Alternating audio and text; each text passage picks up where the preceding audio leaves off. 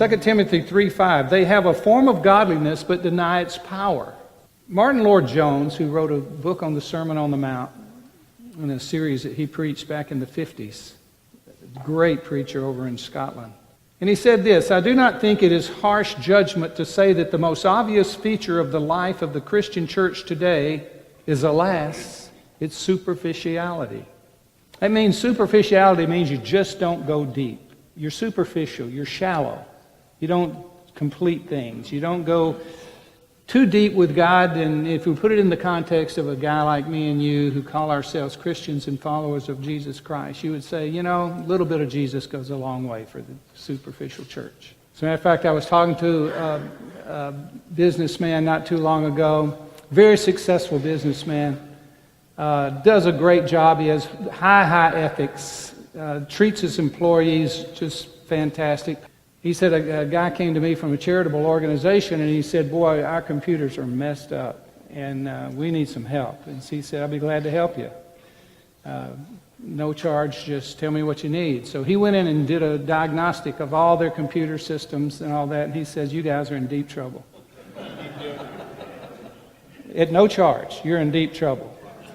So then he began to tell them what they were going to need to do and what was going to happen. He said, now, if you don't get something done with this really quick, that whole thing is going to crash on you, and you're going to be just out there with no life preserver in the middle of the ocean.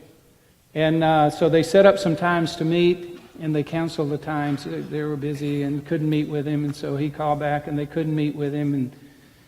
And then he didn't hear from them for a while. So he just said, okay. It wasn't like he didn't have enough to do. And then they called up and said, hey, we really need your help right now. So they set up a time to meet, and about an hour before the meeting, they called and canceled the meeting. Now this got about to the limit of his godliness and his patience. And they didn't respect his time. Let me finish this conversation with this guy, and he says, so I've had it with them, that's it. I said, really? I said, well, what do you think Jesus would do? And he did what about half you guys just did. I mean, why bring him into it? And so he dropped his head and he turned the other cheek. Yeah, I think he would. He'd probably go the second mile and turn the other cheek, and he'd give them a blessing. He wouldn't curse them. He wouldn't criticize them. He wouldn't complain and grumble. He said, okay, I get it. Here's a good guy. He loves the Lord. I mean, he wears a wristband that says Man of God on it. He said, when I looked at him and said, do you love Jesus Christ?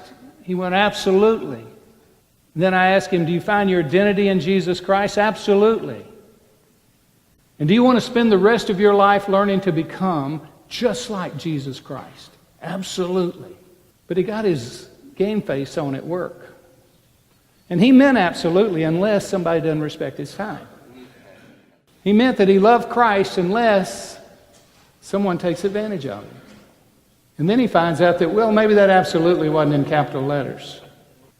And then there's this Peter syndrome. They're not going to respect your time. But you said absolutely to all three questions. And Peter goes, not me, Lord. If everybody else deserts you, I never will. Peter, will you desert me? Absolutely not. But there was something going on that, and does go on with this gentleman, because it wasn't like God was going to look at him and go, boy, you have messed up. You're not a faithful guy. Because he was faithful in so many ways. He had such a pure attitude in so many ways, but so did the church in Ephesus. This one complaint I have against you. You're a good guy. You have good intentions. But I have this against you. You've lost your first love. That angered him to be not respected for his time. The guy I was talking to, I just said, you have to let the love of Christ win, not your pride, not your ego, not your sense of self. And this is a great opportunity for you to deal with that sense of self. That self that gets offended when you don't respect them.